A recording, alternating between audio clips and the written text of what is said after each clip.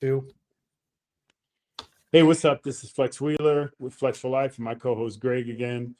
And today we're going to talk about something that's kind of dear and close to my heart. It's law enforcement. I had to be the ability and an honor to be a law enforcement officer for a short period of time, working for Fresno Sheriff Department. I think I graduated post back in 1987. It was so. But we're going to talk about the need for law enforcement officers to take better care of themselves so that they can secure our security better. The better a law enforcement officer can perform, the more he's going to be due diligent and being able to protect, to serve and protect, which is their ultimate goal. So I know even back when I went through academy, it was told that law enforcement officers are at the highest rate of being suicidal, obviously, because they deal with the worst form of human beings. They deal with a lot of death. They deal with a lot of suicide.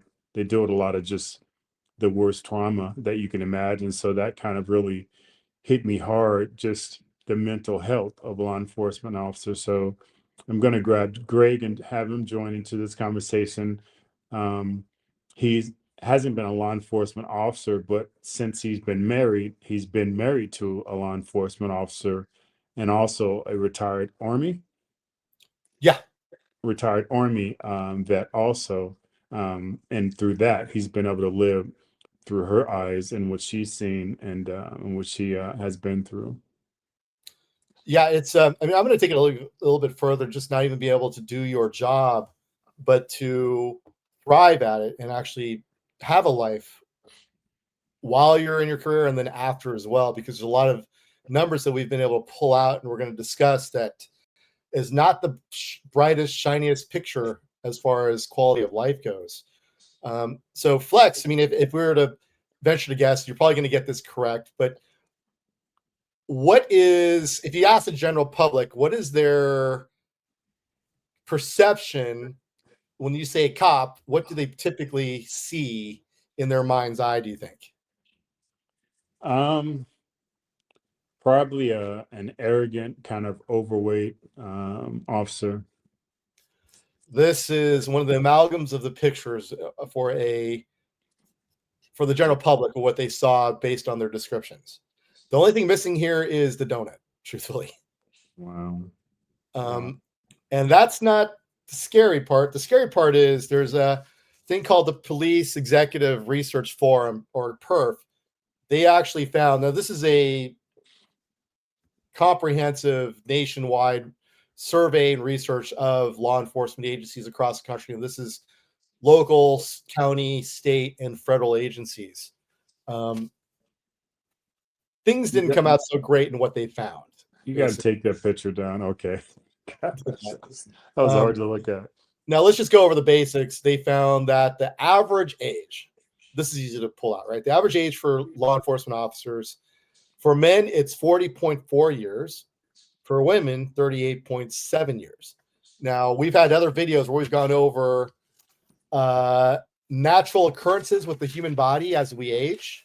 And when we reach our 40s, that's when things really start to decline.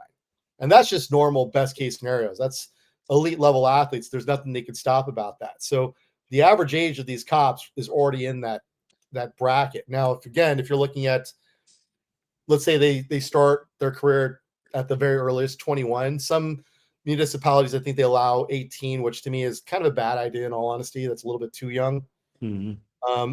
You're looking at someone who's been in the business for almost 20 years, right? So wear and tear, psychological issues, and now natural decline in the human body. They're not at the level where they can actually even retire yet because they haven't hit those pension levels. Now, I know things have changed for my wife. When she got on board, she gets 3% at 30 years at 3 at 30, right? So once she hits that number, she would get 3% for every year on times 30. So that's 90% of her best year. And then you can go past that. But at 20 years, you're not reaching a level where you can get full benefit, Yeah. benefits yet. So you got to get a few more years on, but your body's declining. And if you're not in, let's say, a position like her where she's in, supervisory management, where she's mostly at a desk, if you're still on patrol or in a jail working the line, you're in a physical situation where your body's declining. So you're going to have some issues there. Yeah. Now, if you were to take a guess and just going down, we'll make the next discussion point. What would you say the percentage of law enforcement officers that are overweight based on Wow. the study? 30%? 80. Damn. So that stereotype of an overweight cop, fat cop, is not a stereotype. It's a description. Wow. So they found that 80%. Now this is this is a no names kind of survey that they did on these things. So the people couldn't really lie about being overweight anyway, because they just put the BMI into effect. So 80% of all law enforcement officers across the country at all levels are overweight. And I'm just going to throw this one out there because this one is scary. 40% were considered obese. That's a BMI over 30, and that's taking that's body fat composition situation. So what are all the issues that come along with obesity? Hypertension, high cholesterol, type 2 diabetes. Those will all end your life or definitely shorten it. And even as a law enforcement officer, I'm sure, they're aware that they're not the young beast that they used to be. So their ability to know that they can control a situation without having to escalate to a more physical or deadly force, because they know that they can't handle themselves properly. So I know that has to play in the minds of law enforcement officers. I know for fighters or just even normal men, we know that as our age decline, that we know we're not the young warrior that we used to be, and that goes into our mental mindset. It goes into mine when I walk out the door, my awareness of my surroundings, and putting people in certain categories. So no, it must be even worse for a person who has a job, knowing that they're going to have to deal with people on a physical level. Well, it surprised me a little bit, because I know when my wife ran for sheriff, part of her platform was to do away with at least the physical requirement portion of probation. So in California, so when you look at federal agencies, it's a different story. But for most state and local agencies, once they get past their 2-year probationary period, there's no physical agility requirements at that point. So what they were able to do getting through the academy, they're no longer required to be able to do. Yeah, I don't think that's smart. No, but they the unions always fight back with the idea that it's ongoing probation if you're not able to, if they do a physical fitness test. So when you take that requirement out, what's natural human response in those situations? Yeah, definitely.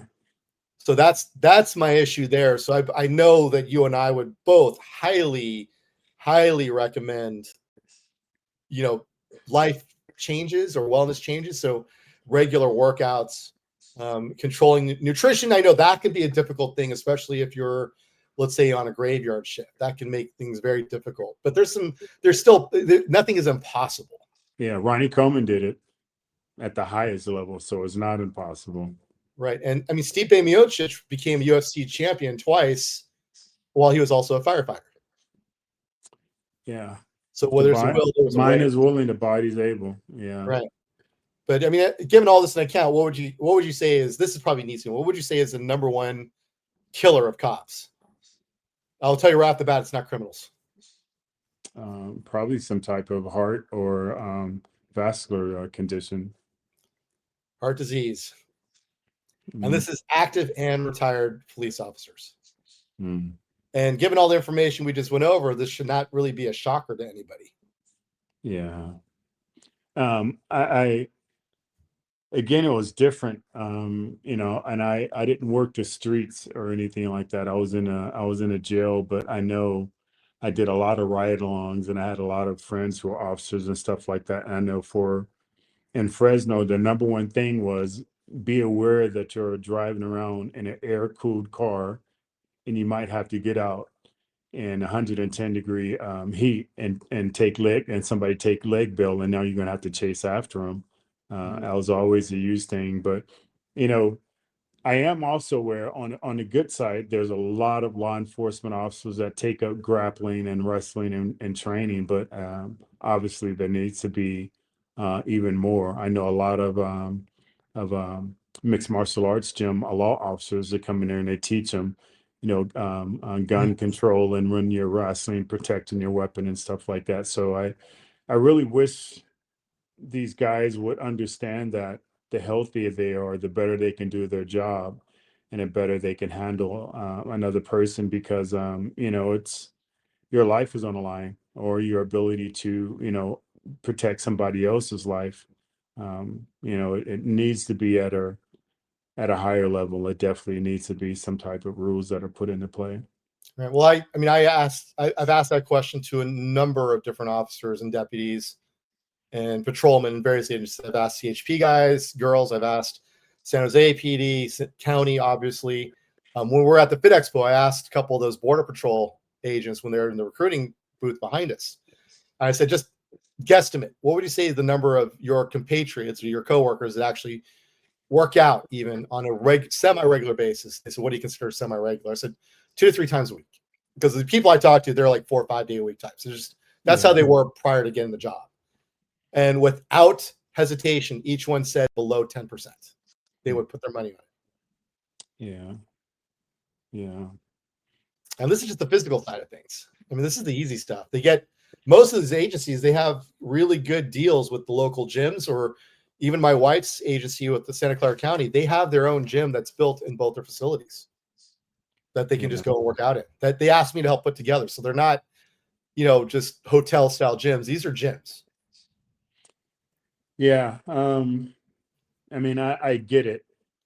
The trauma that they deal with, the long hours, the mental and physical stress that they go through, they probably just want to go home, relax, and, you know, like that old cliche, have a beer or two or have a six pack and unwind. But, you know, and repetitiveness of doing that, you're actually declining and possibly shorten your life. Definitely shorten and lessen the ability to protect yourself, your partner, or the general public. But at the end of the day, it's your life that you're going to have to live that's actually going to be shortened. So you can probably guarantee that you're going to have major problems when you're retired, because you're going to go even to a more deeper mode of just not wanting to do anything at all. So I think it's a toilet bowl effect.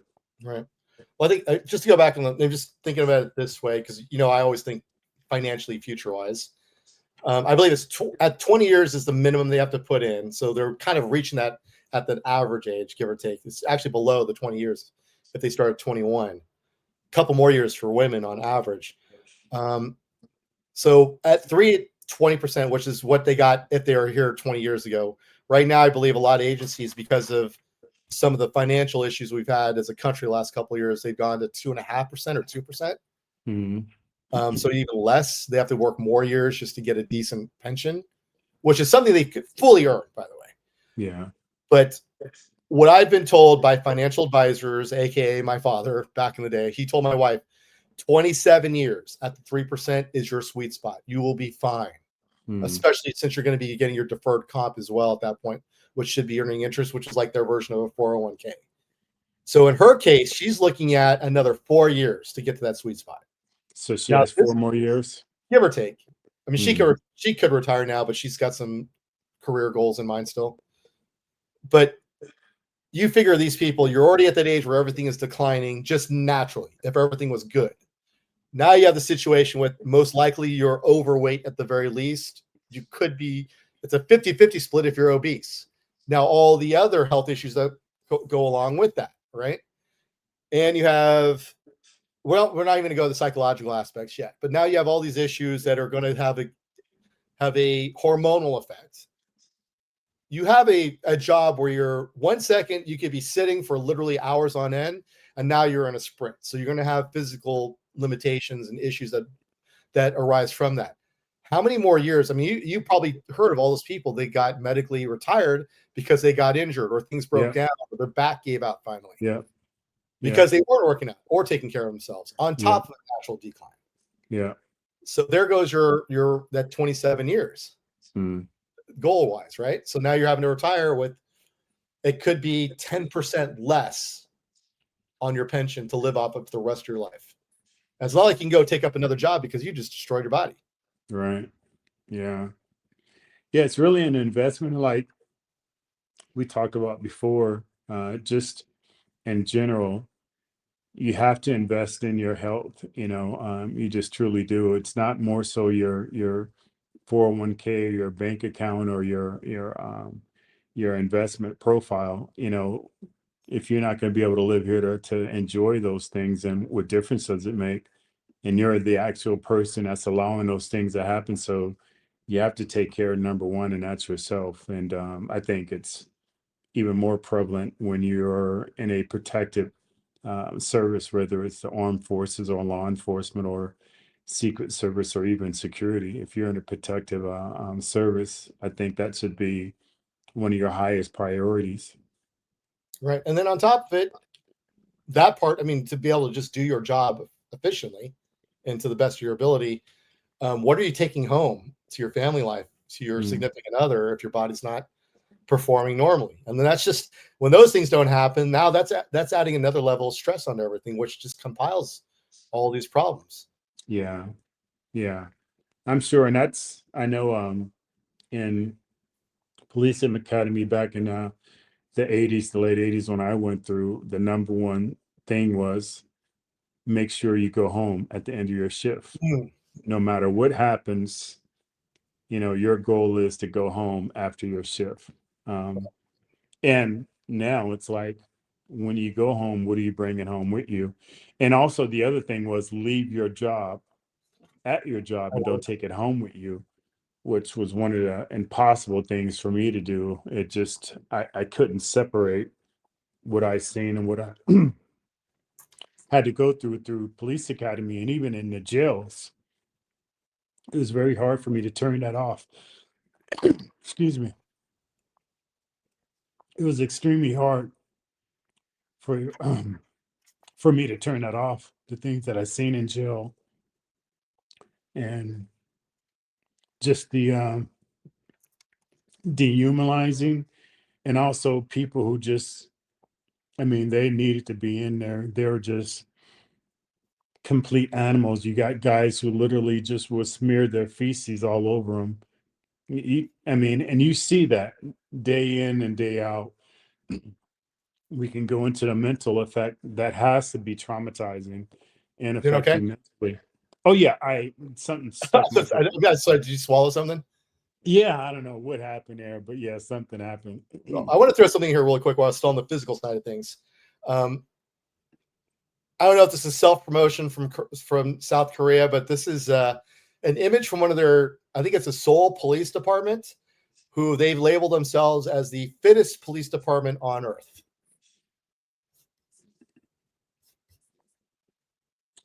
Wow. And that's not what you picture in the United States. I hate to break it to us right now. Wow. God dang. Let me zoom in on that.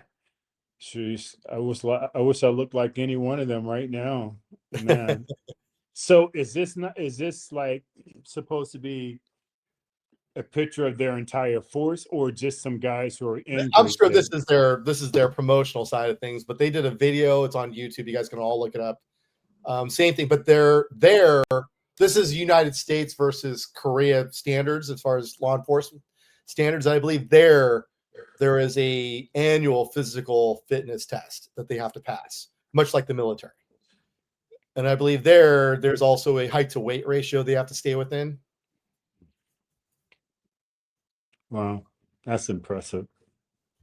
So yeah, I mean they're marketing the hell out of this, so it's not fair, but they're obviously not going to take their worst. But who knows? I mean, if that is their best, I don't think I've ever seen a department here in the United States with that kind of.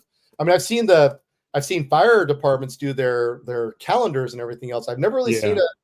a department, like individual fire departments do calendars, whereas I've never seen a individual like police department do one of theirs. They usually do like a Yeah. national police officers thing where they get the best out of the country. which Yeah. we can find those, right? Remember, my wife was a cop; she's an IPB pro, so Yeah. she fit that mold. But at the Yeah. same time, I mean, let's see if they can extrapolate this one. There's someone she used to work with that she would ride share with every now and then. That literally she rather than a police officer, she looks more like a contestant on The Biggest Loser. I mean, I don't know how her Sam Brown hasn't snapped. Sorry to be mean, but no, she should not. I would not. I mean, this what you would not want her to be your backup, because if she had to run to you, you might as well just commit suicide now. Yeah, definitely. Like I said, being mentally aware that you can't physically handle yourself causes you to escalate your force even greater when you're dealing with an adversary versus if you're very confident in yourself, you can talk to a situation knowing that you can go there at any time. But if you can't, you have to click up a couple of levels of escalation just to be comfortable that you can handle it. And you hear it all the time, officer safety, officer safety. Now, of course, there's some bad officers out there, but I don't think all officers are bad. I think the majority of officers go out there and their job is to try to do the best that they possibly can. But just like that photo you showed of Seoul, Korea, the officers, that's the market that they're going towards. But it's something that needs to be brought attention to. Just your confidence in being able to handle yourself. And I'll tell you this it was a few times that I got pulled over by gunpoint after retiring from being an officer. And once they got into a conversation with me, they would be like, oh, okay, their whole defenses would drop. And I'd ask them like, why would you escalate like that? Back then it was the 90s, Crips and Bloods, gangs are really, prevalent. So I was like, why escalate in your tone and your demeanor? Why not try to, just come at the lowest level so that that person doesn't feel like they need to meet you there. That you can go there at any point in time. But there was a time I was at LAX and I was picking up somebody and I was wrong. I had I was in a convertible Mercedes SL, and I mean, the concrete was just vibrating, from my music. And I was just like, just typical me, and the officer from a distance was, yelling at me, turn your music down. And I'm like, I'm not being the nicest. I'm like, like, Yeah. and as he gets closer, I can read his lips, turn your music down. So I'm like, okay, you want to go there. So I wait until he gets right up to me and I turn down, like, I'm sorry, man. I couldn't hear you. My music was too loud. So he's yelling and cussing and this, that, and the other. And, through our course of conversation, I'm using certain terms. And he's like, where did you work? And I'm like, no, no, no. Keep it where you had it before. That's how you greeted me. Keep giving me that energy, not knowing that I'd be the first person to run you to your rescue if you were in a situation. I go, why not just, come so much beneath so a person didn't have to escalate themselves. But you have it now where a lot of officers do that just because they don't feel comfortable that they can handle that, and quote unquote they go quick to that officer safeties thing, where I know many of officers, great officers that I've known, they would just talk, and a lot of them would be like, yeah, I worked in the worst area, but I treated them with respect and they treated me with respect. And if I had to hook them up, they'd be like, man, I know I was wrong, this, that, and other. They're telling on themselves. But it's that ability and that comfortability and that air that you give, that you put out to people, that you're comfortable in handling yourself and you don't want to go there with me. And if you're X amount of pounds overweight, that, they're looking at you and they feel that way about you. So you're going to have to click up in gears to escalate the situation. Now it's going to turn out all bad. Yeah, I know. I've just to blow my wife up on this one a little bit more. I've literally seen her, people run up to her. She's never been afraid to live in the area that she works. She says she's given them no need to be afraid of anything.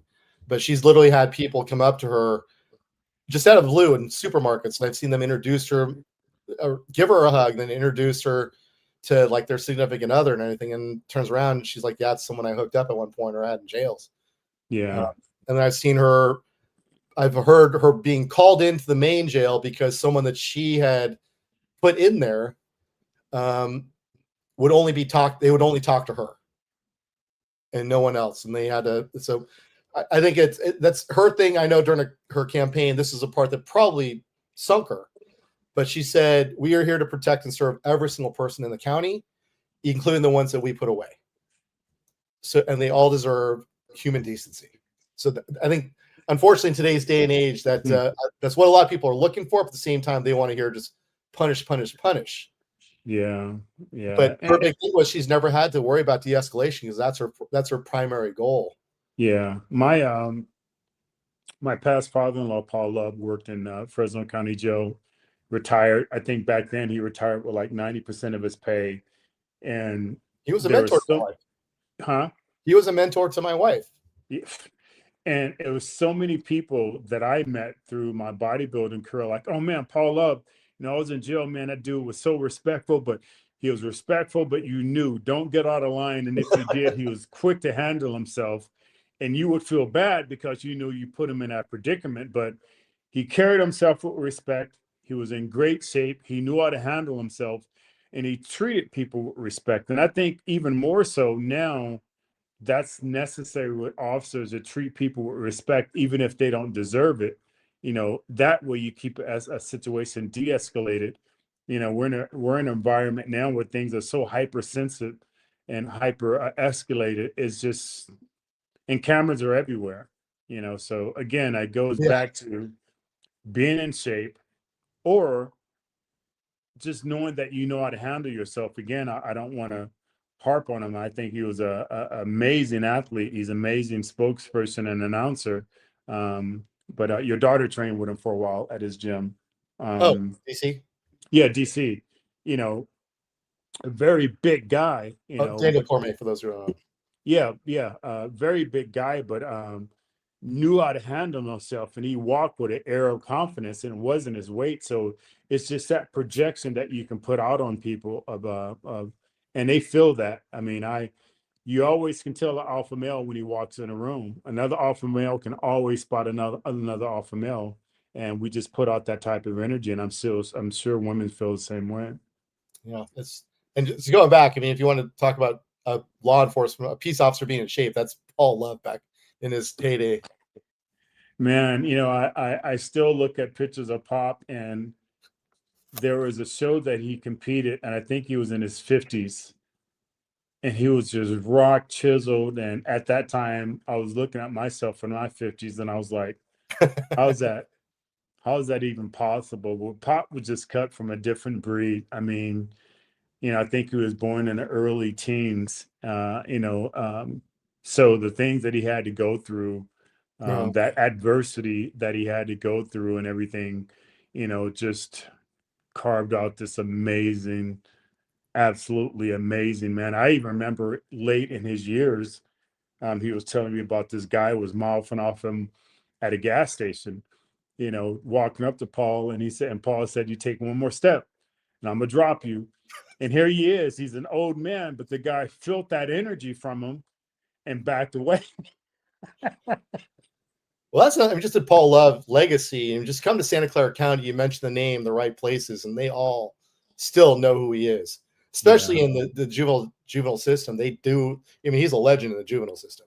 Yeah, definitely. But that's, I mean, kind of go into the mindset of things. This is the part that really scared me. Again, going back to Perf and what they found in 2023, the stress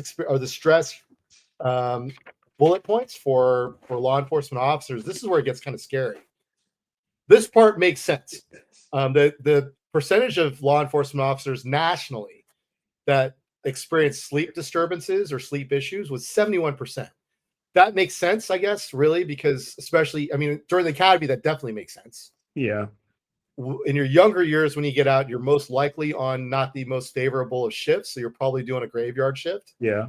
So that's immediate circadian rhythm disturbances, because now you're trying to sleep when it's bright outside. I remember my wife first made sergeant. She had to go on a graveyard shift, and she had to sleep during the day. Yeah. So we had to get blackout blinds and everything else, and we had to be super quiet when we were home. And that's just added more stress on top of that, right? So that's something that they really can't control. But Yeah, when I worked as a sheriff officer, I did graveyard shift, or we called it swing shift back then. And it's just, again, you just get used to it. You just become a creature of habit. yeah, but I'm sure you knew some people just never really, and their bodies never really adapted. No, you're not meant. I mean, your natural clock within you is is meant, as it gets dark, you get drowsy, you go to Yeah, sleep, and you're woken up by the sun that comes up, that light that comes up, and you just automatically wake up. That's been going on since the beginning of time, except those far places that are closer to the equator when they only have, like, dust, and uh, it doesn't get completely dark. And I hear about them talking about their suicide rate and how it messes up their biological, not biological clock, but yeah, the biological clock. yeah, biological clock within them. Or you get the people. I know the Navy personnel that are in submarines for 6 months straight. They have that issue as well because they don't know what day it is or what time of the day it is. But Yeah. this is the part that scared me the most. Um, the percentage of Leos that admitted to heightened anger issues, Mm. 50%. That's half. So you're looking at Um, every cop you meet, there's a 1 in 2 chance that they are going to have anger issues. That is not yeah. something you want in those situations. No, and we see it, and obviously it's more prevalent now that there's videos and cameras everywhere. Just an officer immediately getting angry, thinking that you disrespected him, or you see videos where somebody may be mouthing off, which is protected by the freedom of speech, and Mm, even calling them out of their name isn't a fraction or anything like that. And you'll see an officer immediately take it personal and get out of their car and start manhandling them. So yeah, and again, I mean, I I think certain jobs you just have to be wired to be able to handle that. And I think a lot of officers, because they have the ability to pass these tests, that they think they deserve to be a law enforcement officer, but they don't have the capacity to deal with the worst people. And you hear officers always telling, "Well, there's criminals out here." But yeah. if there wasn't criminals, you wouldn't have a job. You went to school, paid money, invested to do this job, yet you're going to complain about the clientele that you knew that you're going to be dealing with. So, you know, I'm very, very happy that I wasn't in law enforcement too long, because I took absolutely everything personal. Wow. I took it personal. I took it home. I cried. I was angry about it. And you just can't be wired that way. You have to be able to turn that off so that you can be a normal person around your family members and friends. But Yeah. if you have those natural anger tendencies, it's not a job that you should be doing. Well, that was the other one I didn't look up. Now I think I should have. Was the divorce rate amongst Leos is probably not Is good. extremely high, Yeah. extremely high. I think it's also number one or two. But I mean, going back to the anger issue, and you're seeing a lot now again with social media and cell phones. Um, the way ICE and Border Patrol has been dealing with protesters is a little Mm, bit scary to me, because again, they are doing their First Amendment constitutionally protected rights of freedom of speech and assembly and all that. But you're seeing a lot of old ladies, old ladies my age, so now we're old. Literally, I saw a video of them of one getting thrown to the ground by an ICE officer. yeah. Yeah, that's just a whole very touchy uh conversation.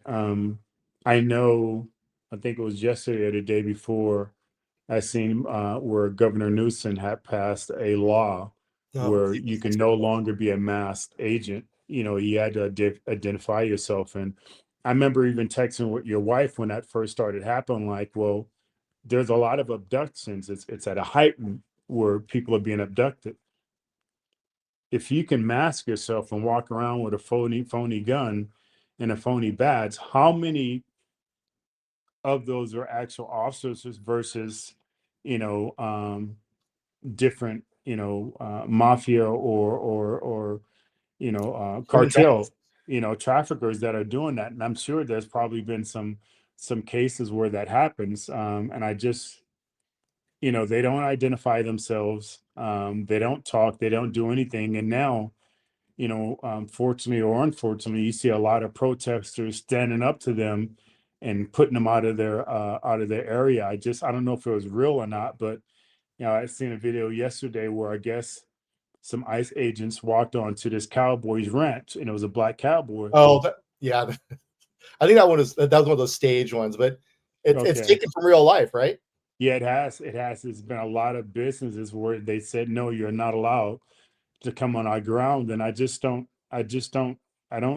get it, Well, you go back to your post academy, and I know my wife said this during all the different scenarios. What's the first thing they taught you to do? Identify yourself and identify the cause for your Yeah. engagement. Yeah. Yeah. And you see that so much now in videos. Why am I being arrested? Could I have your name and your badge number? And just officers refusing to do that. There are YouTubers making tons of money. Basically, they're calling themselves First Amendment auditors. Yeah, auditors. Yeah. They're literally looking for that 50% officer that's going to. Yes. One of my wife's coworkers, who was a captain at the time, fell for it. Wow. And tried to tell these guys that they are not allowed to film on public streets or public walkways. Whereas I think they said a memo went out prior to that, was just don't engage. When you engage them, you give them the content they're looking for. Yeah. If you just ignore them, then that's basically negating everything they want. Yeah. And they know the Constitution back and forth. You've seen so many videos where they'll ask an officer just a simple thing, and they're like, I will not deny that I love those videos because they're funny. And I've watched a few that and Flex is absolutely right. They go to the point where they not only know the Constitution, they study it. They go and look at the local city ordinances as well. Yeah. And then they look at the property lines. Yeah. In the areas they're going to make sure they're on what's public property, or if they're on what's called a public easement. So they figure out everything. They know more than these officers do. And then they get these officers to say things like, our city ordinances trump the Constitution. And like, no, that is exactly not how it works. Yeah. And they get him saying these things on video. I saw one where the guy literally got the officer to admit he came on his property, went through, unlocked his fence, walked through the fence line, came on his property, and got him to admit to it. Did not have a warrant, did not have anything else. Got it on video. And it's sad that again, these bad officers, and it's not all bad officers out there. It's just, there's these officers are being caught on video, but it's sad that we're at a point in time where we have to wonder that. Back in my time, if an officer says something, you just believed it, because you thought it was more pure. But I even watched those videos of, what an officer is allowed to do in a pulling you over, or even coming to your door, what they're allowed to do. And one of the tricks is, come outside. Like you don't have to come outside, but in their verbiage, they're making you feel if you don't, it's going to be escalated, and you just really have to stand your ground. Or else they can come inside. Yeah, they have to ask, unless they see or visualize a law being broken. But it's sad that we live in those times now. But I think it's necessary. It's been proven that it's necessary. Yeah, I mean, it just exacerbates everything else, because the percentage of cops that were experiencing depression was 39%. So let's just round it up. That's 40%. So we're approaching half of all law enforcement officers. Anxiety and panic issues, 36%. And this one actually I thought would be higher. PTSD symptoms, 35%. So that, I think you and I were talking about that one a little bit earlier. That's either someone who's brand new who hasn't experienced anything yet, or has other psychological issues where they didn't realize they experienced something that they're going to have issues from. I don't know. What are your thoughts? Yeah, no, I just think we're all wired differently. You can have two people be in a situation and they both look at it completely different. One might be completely distraught over it, and the other one might just be completely comfortable with what's going on. And again, being a law enforcement officer, it's not like it's an application you should be able to fill out and pass like McDonald's. Anybody can flip burgers. Any kind of body can make smoothies, but I think there needs to be a higher accountability with law enforcement officers. And I know it's been an argument for a long period of time that they should go through like what armies go through as far as that, what is it called? Um, the first beginning where they break them or not. Basic training. Basic training, and have them go through some type of basic training so they can weed those officers out of there that may be intelligent enough to outsmart a test or be able to, do a great exam and be great at report writing, but they're just not wired to be able to handle the day-to-day activities that officers have to go through and what they have to see and still be normal. They might have a murder call, or maybe an officer safety is where an officer's been killed or shot, and then have to go to another call where they have to deal with kids. Maybe they can't, change that. So it's an ability. Everybody don't have that, and everybody don't deserve to be officers. And I think there's a lot of officers out there that just don't deserve to be officers. Well, that exacerbates or leads into the next numbers. They, after looking at all the statistics and numbers and reports, experts came back with there is a 54% likelihood of suicide within law enforcement, and that's way higher than the national average. And then they stated that, looking at the numbers, 18.9% of Leos contemplated suicide at one point during their career. 3.1% attempted it. Now, 3.1 may not seem very high. That is 5 times the national average for the average U.S. citizen. Yeah. Again, they have to deal with the worst. I know one of my ride-alongs, it was a suicide. This guy had killed himself through exhaust fumes. He had sat in a car, had his sauce come in his window, and I remember walking into just a house. It was just this stench that I just couldn't get out of my mind. And then we didn't know it. I was just a ride along. When we walked into the garage, we seen it, and then they turned me away and like go back in the house. But I seen that body, and it's just an image, that was, I mean, we're talking about 1987. So it was probably 1989 when I went on that ride along. Look how many years ago, and it's still so fresh in my mind. So imagine officers having to deal with that over and over and over. I remember hearing, we had to listen to recordings back in academy, and that was back when, if it was a problem, a domestic violence problem, back then you would have officers going back to the same house 10, 20 times. Now, if you go, somebody has to go with them. Somebody's going to jail. Where back then, so it was a case where this mother was married to this guy, and it was his stepdaughter, and the stepdaughter kept wetting the bed. So they would beat the stepdaughter, and the wife would try to intervene, who was her, biological mother. And the guy would say, "Hey, if you want a piece of this, hang around." So she would leave. The stepdaughter was taken away from the home, didn't bedwet anymore. They ended up getting back custody of her. And what the father started doing was he would sit her in a bath, and he would take naked wires from an extension cord, and he would wrap around her ankles, and he would just put it in a socket, over and over and over. And the family next door could hear the girl screaming.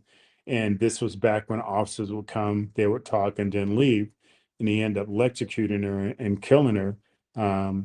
But it's very difficult to deal with situations. I even remember going through academy at that time, wondering, how can I not handle my business with this guy? Taking advantage of a child, taking advantage of a woman, knowing that they're going to go in there and OR out of the jail and get an opportunity to do it over and over and over.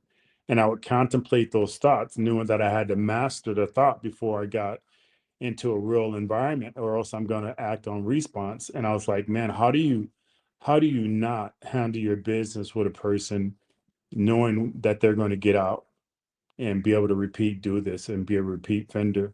And I understand that I just was not wired to be a law enforcement officer long term, because I would fall into those traps where just emotionally I would be too involved. So I can understand why the suicide rate would be tremendous. Not to mention, if you have a conscience and you knew you did or seen something that you didn't prevent, for me, that would just absolutely eat me away.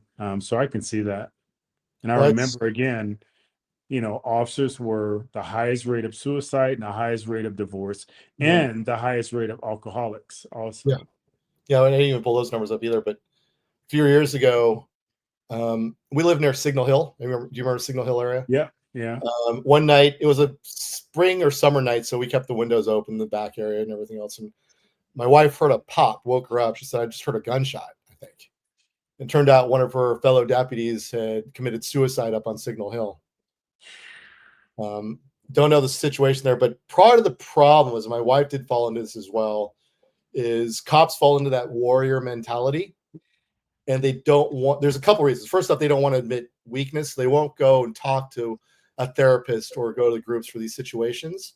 And secondly, which is completely stupid, they feel like if it's ever known that they did, it will negatively affect their ability to promote or get other positions within the department or agencies.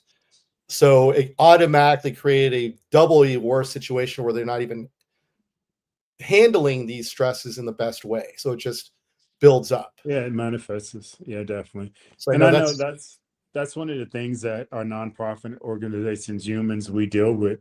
We have a panel of elite people that you would just look up to for the various physical qualities that they've done. And we talk about our weaknesses. Now, I think we're living in a different era where we have men standing up talking about the traumas that they dealt with. A lot of elite people. I remember The Rock talking about he dealt with, suicidal and depression. And I think when real men stand up and talk about their difficulties, it allow other men to be comfortable in that environment. But yeah, growing up, I never talked about my suicidal tendencies. I never talked to anyone about me trying to commit suicide. I think my girlfriend was one of the first people that I ever told about that, but I never told family members. I wasn't open about that until later on. But now I can be comfortable in my flesh and talk about that. But yes, that warrior mentality, and women, by the way, there are some and women. women, yeah, and women, it's that warrior mentality, or people thinking you're weak, or even more so now that you're going to get ridiculed and talk about the backlash of you being open about those things. So, I hope and pray that men and women find that it's normal to have depression. I don't think there's a person on this planet that hasn't dealt with mental depression. We just all, handle it in various different ways. Some are more healthy and some are not. Right? I think that hopefully, I mean that's what Don says all the time, right? Normalizing getting help. It's a good thing because you don't want it to just bottle up. I think that's I don't know how many times it's been shown by various people that bottling up these stresses is never going to end well. And Yeah. if your job is to protect and serve the public, that's definitely not something you want to be bottled up and explode at some point. No, because it's gonna manifest on someone else. And chances are it's not going to be in your best interest to do that.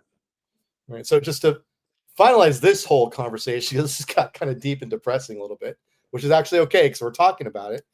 Um, on the physical side of things, one of the companies that we work with is called Prime Mode MD. Obviously, we want you to work out. Flex and I want you to work out and eat properly. So, along with that, Prime Mode MD, we actually offer a lot of services for both weight loss, hormone normalization, and replacement. And the surprising part, it is a telehealth clinic. So, we actually deal with mental health and therapeutic issues as well. So, we have those services. Now, Leos, you guys have some of the best health benefits out of everybody that works in the industry or any industry.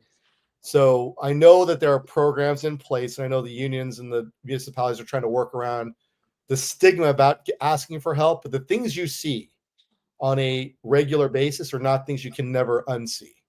They're going to stick with you. So if you don't learn how to deal with it properly or talk to someone, and spouses, this is why the divorce rate is so high. Spouses aren't geared to deal with it as well because we don't understand it. Yeah. You know, I do a little bit more because I've had so many friends that have been in law enforcement. So, my wife comes home talking about a 415 and something so and so. I know it was a disturbance at someone's house. I get it.